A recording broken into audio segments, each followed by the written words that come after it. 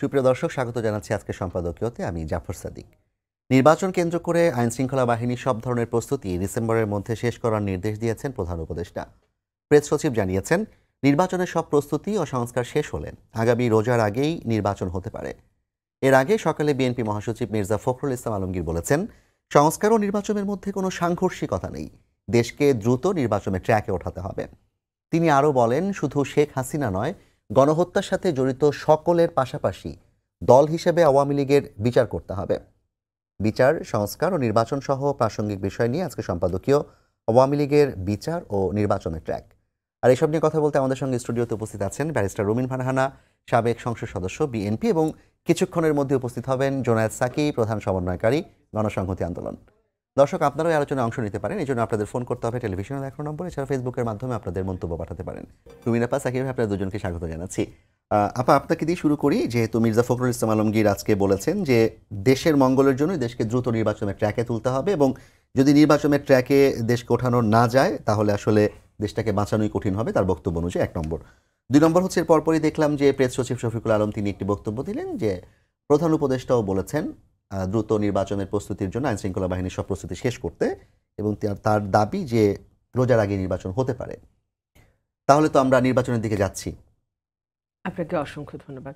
আমি খুব মনোযোগ দিয়ে দেখছিলাম এক্স্যাক্টলি ঠিক কি বলা হয়েছে। বলা হয়েছে আইনশৃঙ্খলা রক্ষাকারী বাহিনী সহ অন্যান্য সকল প্রস্তুতি ডিসেম্বরের মধ্যেই শেষ করতে হবে, এবং বলা হচ্ছে সব প্রস্তুতি ও সংস্কার শেষ হলে তাহলে আমরা নির্বাচন হতে পারে। এই যে সকল প্রস্তুতি এবং সংস্কার যুক্ত করা হয়েছে, এটি তো আসলে এক একজনের কাছে এক এক অর্থ বহন করে। শুরুতেই আমাদের চিফ অ্যাডভাইজার বলেছিলেন বড় সংস্কার বড় প্যাকেজ, ছোট সংস্কার ছোট প্যাকেজ, মধ্য সংস্কার মধ্য প্যাকেজ অবশ্য আমরা শুনিনি, বড় আর ছোট আমরা শুনেছিলাম। এখন এই মুহূর্তে সংস্কার বলতে আসলে সরকার কি মিন করছেন আমরা জানি না। 1, 2 হচ্ছে রাজনৈতিক দলগুলো অনেকগুলো বিষয়ে ঐক্যমত এসছে। কিছু কিছু জায়গায় রাজনৈতিক দলগুলোর ডিফারেন্সেস অফ ওপিনিয়ন আছে, এবং এই ডিফারেন্সেস অফ ওপিনিয়ন থাকাটাই স্বাভাবিক। বাংলাদেশে এতগুলো রাজনৈতিক দল, সকল রাজনৈতিক দল সকল বিষয়ে একেবারে একই সঙ্গে ঐক্যমত্যে আসবে, এই আশাটাই দুরাশা। বরং মনে হয় যে আমরা একটি নির্বাচনের দিকে যাই, যে যার যার ম্যানিফেস্টোতে বলুক তারা কি করতে চায় নির্বাচনের পরে ক্ষমতায় আসলে। যেই দলের মানে বয়ান পছন্দ হবে মানুষের, সেই দলকেই মানুষ ভোট দেবে, এবং সেই দল যখন রাষ্ট্র পরিচালনার দায়িত্বে যাবে, যা যা সংস্কার করা দরকার, যা যা কাজ বাকি আছে, বিচার বাকি থাকবে, সেই কাজগুলোকে তারা এগিয়ে নিয়ে যাবে। সেটা বরং অনেক বেশি আমার কাছে লজিক্যাল মনে হয়। আপনি যদি বলেন সব সংস্কার শেষ করে, তাহলে আসলে সব সংস্কারের মধ্যে আপনি কোন কোন সংস্কারকে ইনক্লুড করছেন? সেই সংস্কারগুলোর মধ্যে ওই সংস্কারগুলো নিশ্চয়ই আছে যেগুলোতে কোনো দলই আসলে একমত হতে পারছে না। তাহলে সেই জায়গাতে কি হবে? এক ধরনের অনিশ্চয়তা কিন্তু কোনো রাষ্ট্রের জন্য খুব ভালো কিছু না। মব যেমন কোনো রাষ্ট্রের জন্য ভালো কিছু না, অনিশ্চয়তাও তেমন রাষ্ট্রের জন্য ভালো কিছু না। গত 14 বছরে বাংলাদেশে এই অর্থ বছরে 24-25-এ সবচেয়ে কম বিনিয়োগ হয়েছে, কালের কণ্ঠের রিপোর্ট। এবং এই সবচেয়ে কম বিনিয়োগটা এতই কম যে এটা গত 14 বছরে এই তলানিতে এসে ঠেকেনি। এবং এটা শুধু দেশি অভ্যন্তরীণ বিনিয়োগ না, এটা বিদেশি বিনিয়োগও। আমরা যতই বড় বড় বিডা সম্মেলনের আয়োজন করি না কেন, সেখানে আমরা যতই অদ্ভুত অদ্ভুত প্রতিশ্রুতি কিংবা শাড়ি পরা বিদেশি নারী দেখি না কেন, আমরা কিন্তু এরপরে কোনো ইনভেস্টমেন্ট এসেছে বলে এখন পর্যন্ত আমরা কোনো খবর পাইনি। এখন পর্যন্ত it's been couple of months, আমরা জানি না কোনো এখনো পর্যন্ত কোনো বিনিয়োগ এসেছে। বরং আমরা আমাদের দেশে যারা ব্যবসা করছেন তাদের কাছ থেকে ক্রমাগত শুনতে পাচ্ছি যে বাংলাদেশে দুর্ভিক্ষ হয়ে যাবে, গ্যাসের অভাব, ইলেকট্রিসিটির অভাব, তারা ফ্যাক্টরি চালু রাখতে পারছে না, তারা লোন নিতে পারছে না, ডলারের দাম এখন এমন একটা জায়গায় গিয়ে পৌঁছেছে। সো এই সকল কিছু মিলিয়ে ব্যবসায়ীদের নাভিশ্বাস অবস্থা। মুদ্রাস্ফীতি গিয়ে দাঁড়িয়েছে 10 পয়েন্ট সামথিংয়ে, যেটাও আবার গত 15 বছরের মধ্যে এত বেশি মূল্যস্ফীতি আমরা অতীতে দেখা যায়নি। এগুলো সব গণমাধ্যমের খবর, আপনি পেপার খুললেই আপনি পাবেন।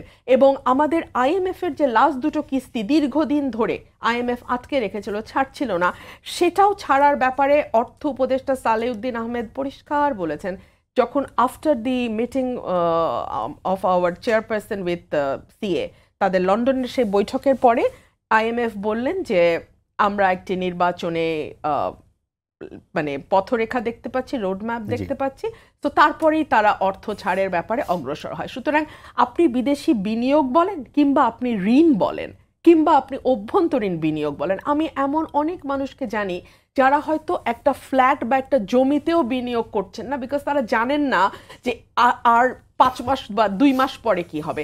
তো অনিশ্চয়তার চেয়ে ক্ষতিকর কোনো কিছু একটা দেশের জন্য হতে পারে না। আপনি একটু আপনার আগের কথার প্রসঙ্গে যায়, আপনি মবের বিষয়ে বললেন, আর একটা পত্রিকার পরিসংখ্যান আপনি দিলেন। যে বিষয় দুটি দিয়ে আসলে তরুণদের যে রাজনৈতিক দল এনসিপি, তাদের দিক থেকে একটা বক্তব্য আছে। যেমন আপনি যে পত্রিকার কথা বলেছেন, তাদের যে মাদার গ্রুপ, তাদেরকে নিয়ে এক ধরনের কথা বলা হচ্ছে অনেকদিন ধরেই। মব নিয়ে আপনার ইতিপূর্বের বক্তব্য নিয়ে আপনাকে সরাসরি ব্যক্তিগতভাবে আঘাত করা হয়েছে এবং সোশ্যাল মিডিয়াতে আপনাকে নিয়ে অনেক ধরনের আলাপ আমরা দেখতে পাই।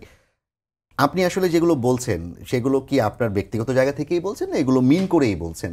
কিংবা তাদের সাথে বিরোধটা কেন তৈরি হচ্ছে, তারা কি বুঝে আপনার বিরোধিতা করছেন? সেলিম সাইদ ভাই, আপনার সঙ্গে টকশো শুরুর আগে আপনি আমাকে একটা স্মৃতিচারণ করাচ্ছিলেন, আপনিই করাচ্ছিলেন, আমি শুনছিলাম। আপনি বলছিলেন 3 তারিখে যখন আপনি গেলেন ইয়েতে শহীদ মিনারে, কোনো নোন ফেস চারপাশে ছিল না, আপনি আমার মুখ দেখেছিলেন। ওখানে ওই সময়টা কোনো নোন ফেস ছিল না। সেটা দুপুরের দিকে, দুপুরের দিকে, হ্যাঁ। তার আগের দিনও কোনো নোন ফেস ছিল না, যখন কবি সাহিত্যিকরা এই ধানমন্ডিতে ইয়ে করে, বঙ্গবন্ধু এভিনিউতে এবং ধানমন্ডিতে মানববন্ধন করে, মানব প্রাচীর করে এবং ছবি আঁকে, রাস্তায় বসে ছবি আঁকে, আলপনা করে। সেই সময় কিন্তু আর কোনো নোন ফেস ছিল না। গত 15 বছরে আমার ভূমিকা কি, এটা মিডিয়ার চেয়ে ভালো কেউ জানে না, বাংলাদেশের মানুষের চেয়েও ভালো কেউ জানে না। আমি নিজে যখন যেটাকে সত্য মনে করেছি, সঠিক মনে করেছি, আমি তখন সেটাই বলেছি। গত 15 বছর আমার মনে হয়েছে যে বাংলাদেশে একটা বিনা নির্বাচনে একটা মাফিয়া বসেছে ক্ষমতায়, এবং যেই মাফিয়া গুম খুন, এমন কোনো অন্যায় নাই, এমন কোনো অত্যাচার নাই, এমন কোনো অবিচার নাই যেটা এই মাফিয়া করে নাই।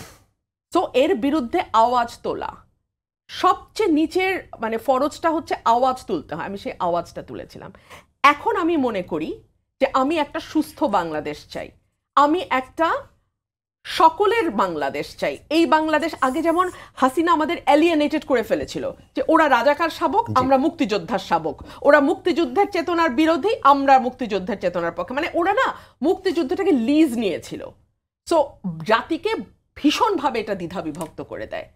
আমি 5ই অগস্টের পর আশা করেছিলাম একটা ঐক্যবদ্ধ জাতি আমরা তৈরি করতে পারবো, কিন্তু আমরা কি দেখলাম? আমরা দেখলাম মব কালচার, এবং সেটাকে জাস্টিফাই করা। ধরুন হাসিনা গুম করেছে, তো আপনি কি সেটার প্রতিশোধ স্বরূপ এখন আপনি ওই ধরনের আরেকটা অ্যাক্টিভিটি করবেন? মানে একটা চোখের বদলে আরেকটা চোখ যখন আপনি নিতে শুরু করবেন, তখন আপনি পুরো সমাজকে অন্ধ পাবেন। আপনি কি সেটা চান? আমার তো মনে হয় বাংলাদেশে যদি নেলসন ম্যান্ডেলার জন্ম হতো, ওনাকে বলা হতো শ্বেতাঙ্গদের দালাল, কারণ উনি ট্রুথ অ্যান্ড রিকনসিলিয়েশন করেছিলেন।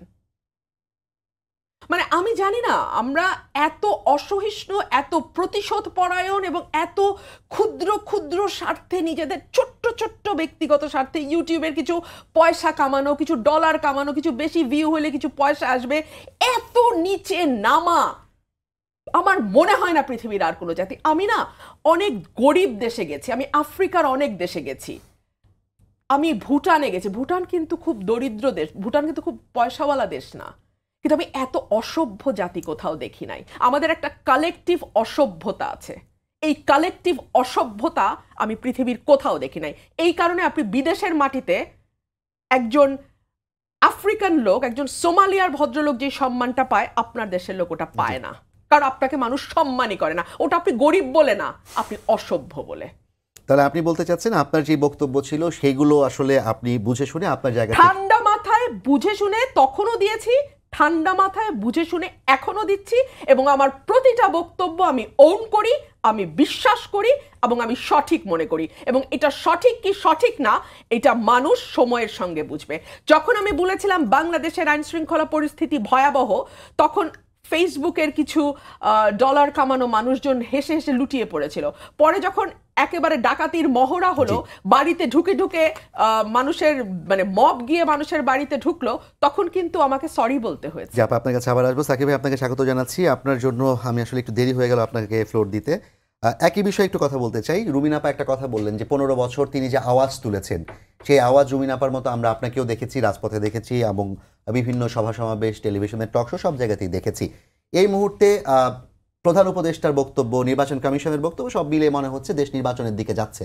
আপনার কাছে কি মনে হচ্ছে যে যেই পরিস্থিতি আছে এই পরিস্থিতিতে আসলে আমরা একটা ভালো নির্বাচন করে গণতন্ত্র যাত্রা যেতে পারবো? ধন্যবাদ। অনেকদিন পর সময় টেলিভিশন আমাকে ডেকেছেন। সবাইকে সালাম এবং শুভেচ্ছা জানাই। আসসালামু আলাইকুম। নির্বাচনের বিষয়ে তো আসলে আশঙ্কা এবং নানান রকম রিউমার আছে, কিন্তু সরকারের দিক থেকে একটা কনসিস্টেন্ট পজিশন আছে। সরকার কিন্তু খুব বেশি আনুষ্ঠানিকভাবে কথাবার্তা যেগুলো বলেছেন সেখানে কোনো ওইভাবে কোনো অসঙ্গতি, তাদের দুই রকম কথা এরকম আমরা শুনিনি। সরকার একটা সময় এসে ডিসেম্বর থেকে জুনের মধ্যে নির্বাচনের কথা বলেছেন এবং সেই ব্যাপারে মোটামুটি কনসিস্টেন্ট ছিলেন। আমরা সর্বশেষ আলোচনার সময়ও জিজ্ঞেস করেছিলাম যে জুনের মধ্যে কি নির্বাচন বিষয়ে সরকারের অবস্থানটা কি। মাননীয় প্রধান উপদেষ্টা নিজেই বলেছেন 30শে জুনের একদিনও ওইদিকে যাবে না। আমরা তখন বলেছিলাম যে এই সময়কালের মধ্যে সবচেয়ে উপযুক্ত সময় হচ্ছে ফেব্রুয়ারির মানে শীত থাকতে থাকতে মধ্য ফেব্রুয়ারির মধ্যে। শীত থাকার জন্য না, মানে 20শে ফেব্রুয়ারি থেকে রোজা শুরু, 20-এরও আগে সম্ভবত 17-18 তারিখ থেকে। তারপরে তো ঈদ আছে, তারপরে পরীক্ষা আছে, তারপরে যে আবহাওয়া তৈরি হয় জুন পর্যন্ত, এবং এর মাঝখানে আবার কোরবানি ঈদ আছে। সব মিলিয়ে ওই সময়টা নির্বাচনের জন্য উপযুক্ত না। ফলে আপনার সময়ের মধ্যেই উপযুক্ত সময় যদি বাছাই করতে হয় সেটা মানে মিড ফেব্রুয়ারির মধ্যে। কিন্তু আমরা ঈদের আগে দেখলাম যে উনি মধ্য এপ্রিলের কথা ঘোষণা করলেন। পরে লন্ডন বৈঠকে এটা ইঙ্গিত দিলেন যে এটা মধ্য ফেব্রুয়ারির মধ্যে হতে পারে। শর্ত তখনও ছিল, শর্ত এখনও আছে, শর্ত হয়তো শেষ পর্যন্ত থাকবে যে বিচার এবং সংস্কারের তাৎপর্যপূর্ণ অগ্রগতি। এবং বিচার এবং সংস্কারের একটা অগ্রগতি তো আসলেই মানুষ দেখতে চায়। বিচার তো আর শেষ হয়ে যাবে না সব কিছু, কিন্তু বিচার একটা ত্বরান্বিত হবে, দৃশ্যমান হবে। এবং আজকে যে আমরা দেখলাম যেভাবে যে কথাটা আমরা বহুদিন ধরে বলছি, এই অডিও যদিও আমরা আগেও দেখেছি, শুনেছি, কিন্তু বিবিসি যখন এটাকে মানে রেকটিফাই করে, একটা এর যে সত্যতা সেটার ব্যাপারে তাদের নিজস্ব জায়গা থেকে যখন নিশ্চিত করে যে এটা শেখ হাসিনার নিজেরই কণ্ঠ, তো ওইটা খুব স্পষ্ট হয় যে কিভাবে আসলে সরকারের প্রধান তার নির্দেশ দিয়েই গণহত্যা কিংবা একটা ম্যাস কিলিং সেটা হয়েছে। এবং এর ফলে আমরা যেটা দাবি করছিলাম যে মানে যারা মানে গুলি করেছে অথবা হত্যা করেছে, বাস্তবায়নকারীদের পাশাপাশি যারা নির্দেশদাতা তাদেরকে আসলে এই জায়গায় আনতে হবে। একই সাথে দল হিসেবে আওয়ামী লীগের দায় এটাও বিচারের আওতায় আনা দরকার। কারণ শেখ হাসিনা সহ পুরো মন্ত্রিসভা এবং তাদের পার্টি যেভাবে এখানে যুক্ত হয়েছে, পার্টি হিসেবে এটা কিন্তু তাকে বিচারের আওতায় আনা দরকার। তো এই বিষয়গুলো আমরা বলেছি। আর অন্যদিকে আওয়ামী লীগের যে ডিনায়াল সেটা আমরা দেখেছি, সে বিষয়ে পরে আলোচনা হয়তো আমরা করতে পারবো। এখন এই জায়গায় থেকে বিচারের অগ্রগতিটা মানুষের মানে এখনও তো খুবই মানে ক্ষতটা এত তাজা যে মানুষ এই বিচারটাকে দেখতে পায়। এবং বিচারই কিন্তু ন্যায় বিচারই আসলে শেষ পর্যন্ত সবচেয়ে বড় হিলিং। হ্যাঁ, এটা আমাদের খেয়াল রাখা দরকার। তো ওই জায়গা থেকে আমরা যেটা বলবো যে বিচারটা হওয়া দরকার। সংস্কারের বিষয়ে তো ধরুন একটা টাইম লিমিট আমাদের আছে। 5ই আগস্টের মধ্যে ঐকমত্য কমিশন জুলাই সনদ বারবার বলছেন যে একটা জুলাই কিংবা জাতীয় সনদ যেখানে আমরা ন্যূনতম সবাই ঐকমত্য হব সেটা ঘোষিত হবে। যে দলই ভবিষ্যতে মানে একটা সরকার গঠন সংখ্যাগরিষ্ঠতা পাবে তারা এই সনদ বাস্তবায়ন করবে। এটা কিন্তু অঙ্গীকার, এটা পাবলিক ডিক্লারেশন, এবং এটা একটা অর্ডিন্যান্স হলেও কোনো অসুবিধা নেই। এর বাইরে যেগুলো দ্বিমত থাকবে সেটার জন্য কোথায় যাব? মীমাংসা কি? দ্বিমতের মীমাংসা কিন্তু জনগণ করবে। এবং সেই কথাটাও আমরা বহুদিন ধরে বলছি, পদ্ধতিগত জায়গাটা, যে ঐকমত্য এবং মীমাংসার জন্য জনগণের কাছে যাওয়া। তো মীমাংসার জন্য জনগণের কাছে যেতে হলে সেটা নির্বাচনই একমাত্র পদ্ধতি যেখানে যে মীমাংসাটা হতে পারে। ফলে যে দল মনে করে যে হ্যাঁ, জুলাই সনদ কিংবা জাতীয় সনদের পাশাপাশি আমার আরেকটা দাবি আছে যেটা ঐকমত্য হয় নাই, সেটা তারা নিয়ে জনগণের কাছে যাবে। জনগণ যে দলকে বিজয়ী করবে, সংখ্যাগরিষ্ঠতা দেবে, তারা সেটা বাস্তবায়ন করবে। এই পদ্ধতির জায়গাটা তৈরি হবে। ফলে সংস্কারও কিন্তু সিগনিফিকেন্টলি এগোচ্ছে। হ্যাঁ, একটা বড় প্রশ্ন বাকি আছে, কিভাবে এটা বাস্তবায়ন হবে। সে নিয়ে অনেকগুলো প্রস্তাবের ধরন আছে, কিন্তু জনগণের ইনভলভমেন্ট ছাড়া বাস্তবায়নের যে পদ্ধতি বিবেচনা করা হোক, সেইটা তো আসলে খুব কাজে দেবে না। ফলে আমাদের অবস্থান যে এটা নির্বাচন প্রক্রিয়ার মধ্য দিয়ে এটা সত্যিকার অর্থে সম্পন্ন হবে। এবং সেই জায়গা থেকে আমরা বলেছি যে নির্বাচন সংস্কারের একটা গুরুত্বপূর্ণ অংশ। কেউ যদি মনে করে যে না সংস্কার একটা আলাদা জিনিস আর নির্বাচন একটা আলাদা জিনিস, তাহলে সংস্কার কিছু মানুষ বসে সংস্কার করে ফেলছে। সেটা কিন্তু খুব মানে একদিক থেকে বলতে পারেন যে জনগণ থেকে বিচ্ছিন্ন একটা এলিট তৎপরতা হবে, যে আমরা পিপলকে ইনভলভ করছি না। তো সেইটা আমরা সেটার পক্ষপাতী নই, এই কথাটা আমরা শুরু থেকে বলে আসছি। আমরা মনে করি যে সংস্কারের ইম্পর্ট্যান্ট একটা পার্ট হচ্ছে ইলেকশন। তো ইলেকশনকে নির্দিষ্ট করা দরকার, এবং ইলেকশন যদি আরও আগে নির্দিষ্ট হতো তাহলে সংস্কারটা আরও অধিকতর মানে যাকে বলে যে গুরুত্ব এবং ফোকাসে আসতো, জনগণের ইনভলভমেন্ট বাড়তো। এখন যেমন জনগণের ইনভলভমেন্ট কিন্তু আছে, প্রতিদিন টেলিভিশন যখন এটাকে লাইভ প্রচার করে। এর আগেও তো কমিশন তো জনগণের সাথে বৈঠক করেছে, এফজিডি করেছে। না, কিন্তু সেইটার চাইতেও ধরুন দ্বিতীয় দফা আলোচনা যেভাবে পুরোপুরি একটা সবগুলো পার্টি মিলে হচ্ছে, এবং দেখেন প্রথম দফার থেকে দ্বিতীয় দফার উন্নতি কিন্তু অনেক বেশি। এই যে পারস্পরিক আলোচনার মধ্যে দিয়ে একে অপরকে এঙ্গেজ করা, সমৃদ্ধ করা, তার মধ্যে দিয়ে অনেকগুলো বিষয়ে কিন্তু সবাই ছাড় দিয়ে একটা জায়গায় আমরা আসতে পেরেছি ঐকমত্যে, যেটা আসলে প্রাথমিক যার যার প্রস্তাবে আসেনি কিন্তু। ফলে ওই জায়গাটা খুব ইম্পর্ট্যান্ট, এবং এগুলো মানুষ দেখছেন। ফলে মানুষও তার পজিশন নিচ্ছেন কিন্তু, এবং আগামী নির্বাচনে তার প্রতিফলন থাকবে। এইটার মধ্যে দিয়ে যে রাজনৈতিক সচেতনতা এবং চৈতন্যের বিকাশ ঘটছে, এটা বাংলাদেশের জন্য অত্যন্ত গুরুত্বপূর্ণ একটা জায়গা। যাই হোক, এই সব কিছু মিলে একটা উন্নতির জায়গা আছে। ফলে ইলেকশন নিয়ে বাধার জায়গাটা আমরা দেখছি না, যদিও শর্ত হিসেবে বিচার এবং সংস্কারের প্রশ্নটি বলা হয়েছিল যে তাৎপর্যপূর্ণ অগ্রগতি, কিন্তু সেটার অগ্রগতি হচ্ছেও। এবং সেই জায়গা থেকে ইলেকশনের ডেট বিষয়ে এসছে যে হ্যাঁ, ডিসেম্বরের প্রস্তুতি সম্পন্ন করতে বলার অর্থই হচ্ছে একভাবে মধ্য ফেব্রুয়ারিকে টার্গেট করছেন গভর্নমেন্ট। এখন এইটা আমরা এই কারণে সরকারকে এই ঘোষণাকে, মানে এর আগের ঘোষণাও যেমন ইতিবাচক বলেছি, এইটাকে আমরা অত্যন্ত ইতিবাচকভাবে দেখতে চাই, এক নম্বর। এবং একই সাথে কথাটা স্পষ্ট করে বলা দরকার যে এই যে সারা ঢাকা শহর, মানে রাজনৈতিক মহলে, কনসার্ন মহলে যে একটা জিনিস বেরিয়ে গেছে যে নির্বাচন কি আদৌ হবে। যে কেউ প্রশ্ন করলে ভাই সামনে ইলেকশন হচ্ছে, আচ্ছা ইলেকশন কি হবে, এই যে একটা প্রশ্ন, এই প্রশ্নটা যে ছড়িয়ে দেওয়া হচ্ছে একটা অনিশ্চয়তা, এইটার মধ্যে দুটো অ্যাসপেক্ট আছে। একটা তো হচ্ছে যে পলিটিক্যালি আপনি একটা অনিশ্চয়তা তৈরি করছেন, অস্থিতিশীলতা তৈরি করতে চাচ্ছেন। এর যে আরও অন্যান্য প্রভাব আছে, অর্থনৈতিক, সামাজিক এবং এর জিওপলিটিক্যাল সব কিছু, এই জায়গাগুলোকে আমরা তো এখন আর খুব নিরীহ তৎপরতা হিসেবে দেখতে পাচ্ছি না।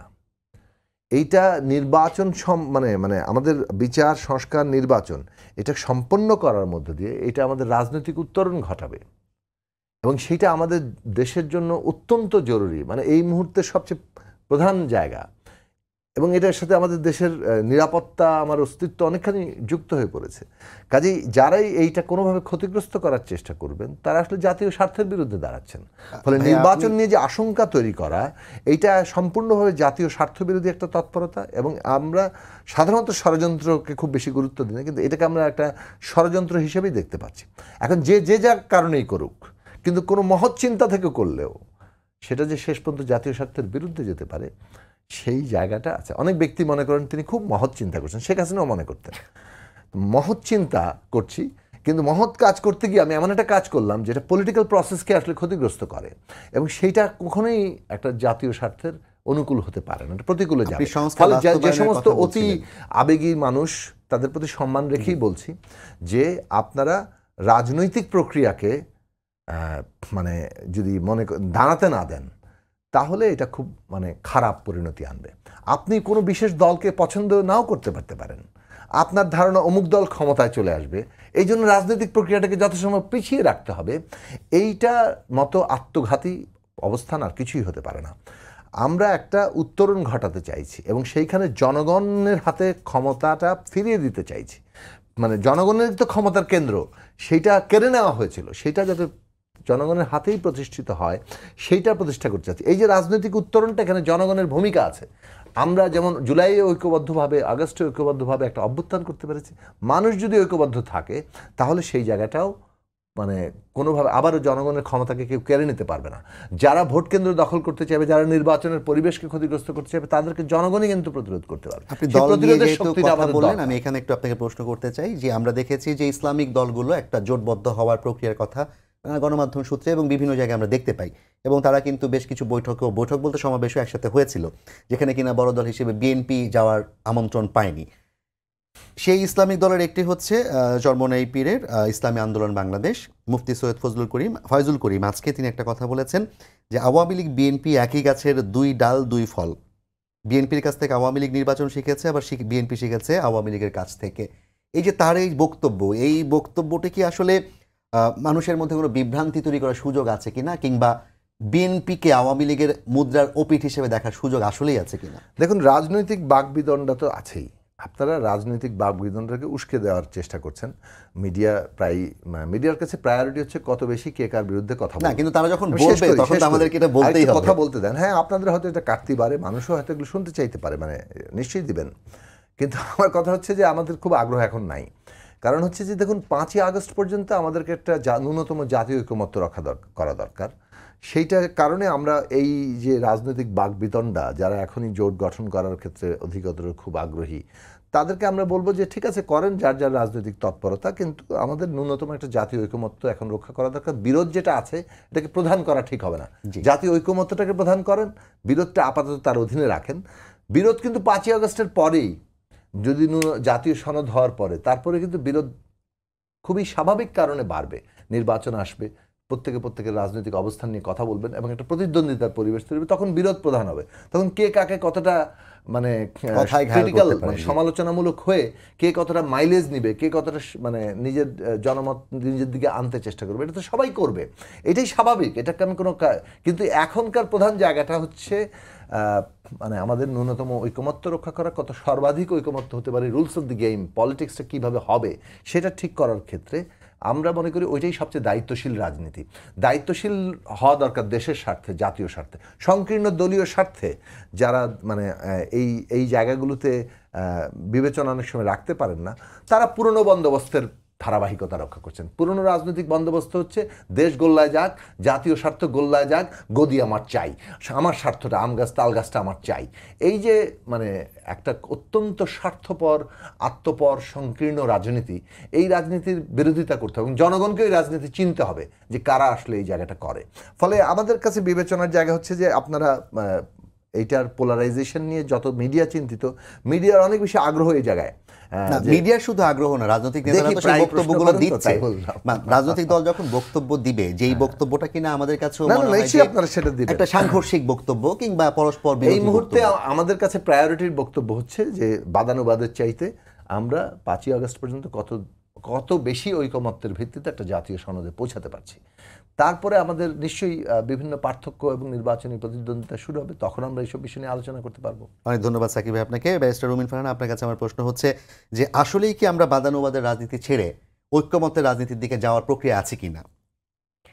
আমি আপনাকে যে পরিসংখ্যানটা নিয়ে আমরা আলাপ করছিলাম ওইটার দিকে আবার একটু দৃষ্টি ফেরাই। বাংলাদেশের তরুণরা 15 থেকে 35 যাদের বয়স, তারা কি নিয়ে ভাবছে? তাদের মূল ভাবনাটা কিন্তু উচ্চকক্ষ নিম্নকক্ষ না। তাদের মূল ভাবনা কিন্তু 100টা নারী আসন হবে না 500টা নারী আসন হবে সেটা নিয়েও না। তাদের মূল ভাবনা কিন্তু ফার্স্ট পাস দ্য পোস্ট হবে নাকি প্রপোর্শনাল রিপ্রেজেন্টেশন হবে সেটাও না। তাদের মূল ভাবনা হচ্ছে সাধ্যের মধ্যে আধুনিক শিক্ষা পাবে কিনা। 72.8% এটা নিয়ে ভাবছে। তাদের চিন্তা হচ্ছে সাধ্যের মধ্যে ভালো চিকিৎসা পাবে কিনা। 67.1% এটা নিয়ে ভাবছে। দুর্নীতি এবং স্বজনপ্রীতির অবসান হবে কিনা 65% ভাবছে। শক্তিশালী বিচার বিভাগ হবে কিনা 59.7% ভাবছে। মানে আমাদের বাচ্চাদের, আমাদের তরুণ প্রজন্মের চিন্তা কিন্তু ভেরি বেসিক নিডগুলো নিয়ে। আমরা পলিটিক্যাল পার্টিগুলো যে রেটরিকগুলো নিয়ে এক ভীষণ রকম কালক্ষেপণ করছি এবং আমরা ভাবছি বা সরকার মিডিয়া সকল কিছু মিলিয়েই ভাবানোর একটা প্রক্রিয়া যে এটাই আসলে মানুষের ফোকাস না, মানুষের ফোকাস আসলে ওটা না। মানুষ তার প্রতিদিনের জীবনযাত্রা নিয়ে চিন্তিত, শিক্ষা, স্বাস্থ্য, চিকিৎসা, আইন শৃঙ্খলা পরিস্থিতি, সুষ্ঠু বিচারটা সে পাবে কিনা সেটা নিয়ে সে চিন্তিত। কিন্তু আপা যেটা আপনি বলছেন মানুষ চিন্তিত, এবং সংস্কার কমিশন, প্রত্যেকটা সংস্কার কমিশন, শিক্ষা খাতে তো সংস্কার কমিশন হয়ই নাই, এবং চিকিৎসা খাতেও করতে পারেননি তারা। তাহলে যেই সংস্কারগুলো করতেই দেওয়া হচ্ছে না সেগুলো নিয়ে মানুষ ভাবলেই কি লাভ হবে? আপনি খেয়াল করেছেন এই সংস্কারগুলো নিয়ে আমাদের কোনো আলোচনা হচ্ছে না। আমাদের আলোচনা ঘুরপাক খাচ্ছে এমন সব সংস্কার নিয়ে যেগুলোতে একমত হওয়াটা সত্যি খুব কঠিন এই মুহূর্তে, এবং যেগুলো নিয়ে সাধারণ মানুষের তেমন কোনো মাথা ব্যথা নাই। তো আপনি আমাকে বলেন এই টেকনিকটাকে আপনি কি জনস্বার্থপন্থী বলবেন নাকি ইলেকশনকে পিছিয়ে দেওয়ার একটা ষড়যন্ত্র হিসেবে দেখবেন? এটা আপনি একদম সাদাভাবে চিন্তা করে বলেন। কোনো এজেন্ডা যদি মাথায় নিয়ে চিন্তা না করেন তাহলে আপনার কাছে এটা স্পষ্ট হয়ে যাবে যে এটা আর কিছুই না, একটা নির্বাচন প্রক্রিয়াকে বিলম্বিত করার চেষ্টা। এখন প্রশ্ন আসতে পারে এই নির্বাচন প্রক্রিয়াকে বিলম্বিত করার চেষ্টাটা কেন? এই মুহূর্তে বাংলাদেশে যদি একটা নির্বাচন হয়, এনসিপি হচ্ছে তরুণদের একটা সংগঠন, সেই তরুণদেরই জরিপ বলছে যে অলমোস্ট 39% তরুণ তারা বিএনপিকে ভোট দেবে, আর তরুণদের দলকে দেবে 15%। কিন্তু তরুণরা, এই তরুণদের যে দল নতুন গঠিত হয়েছে তারা তো এখন সকল রকম সুযোগ সুবিধা পাচ্ছে। আমি একটা সুযোগ সুবিধার উদাহরণ দিই, সুবিধাটা পাওয়াতে আমি খুশি হয়েছি সেজন্য উদাহরণটা আমি দিচ্ছি। তাসনিম জারার একজন মানে প্রমিনেন্ট নেত্রী এনসিপির, তার ব্যাপারে অবমাননাকর মন্তব্য করার জন্য একজনকে মানে আইনের আওতায় আনা হয়েছে এবং সম্ভবত তাকে বরখাস্তও করা হবে। না, সার্জিস আলমের বিরুদ্ধে বোধহয় একজন পোস্ট দিয়েছিলেন সরকারি কর্মকর্তা, তারপরে হচ্ছে জি গত 15 বছরে এবং গত 1 বছরে আমাকে নিয়ে কি অস্বাভাবিক রকম নোংরামি হয়েছে অনলাইনে, একটা বিচার আপনি দেখাতে পারবেন? আপনি কি মনে করেন মানুষ এগুলো লক্ষ্য করে না? মানুষ করে। তার প্রমাণ কি জানেন? তার প্রমাণ হচ্ছে এই যে 59% একটা নিরপেক্ষ পক্ষপাতহীন বিচার বিভাগ নিয়ে চিন্তিত। এটার প্রমাণ হচ্ছে আমরা যে বারবার বলছি যে কথাগুলো, আমি যে এই যে মব, যেটা একটা বাংলাদেশের কালচার হয়ে দাঁড়িয়েছে, এটা নিয়ে শঙ্কিত 71% মানুষ এই তরুণদের মধ্যেই। তার মানে বাকি 29% তার বিবেক বুদ্ধি সকল কিছু খোয়ালেও এই 71.5% তরুণ কিন্তু সেটা খোয়ায় নাই। তার টেনশন মব নিয়ে, তার টেনশন হচ্ছে অগ্নিসংযোগ, দস্যুতা কিংবা চুরি, অর্থাৎ আইন শৃঙ্খলা পরিস্থিতি নিয়ে চিন্তিত 80%, অনিরাপদ বোধ করে 61%, এবং পক্ষপাতদুষ্ট গ্রেপ্তার ও বিচার প্রক্রিয়া, যেটা নিয়ে আমি শুরু থেকে কথা বলেছি, এবং 15 বছর নিরবচ্ছিন্ন লড়াই করার পরেও এক মুহূর্ত চিন্তা করা করে ছোট ছোট স্বার্থে আমাকে ইচ্ছা মতন ট্যাগ দেওয়া হয়েছে যে নিরপেক্ষ বিচার গ্রেপ্তার প্রক্রিয়া বাধাগ্রস্ত হচ্ছে, সেটা নিয়ে চিন্তিত 56%।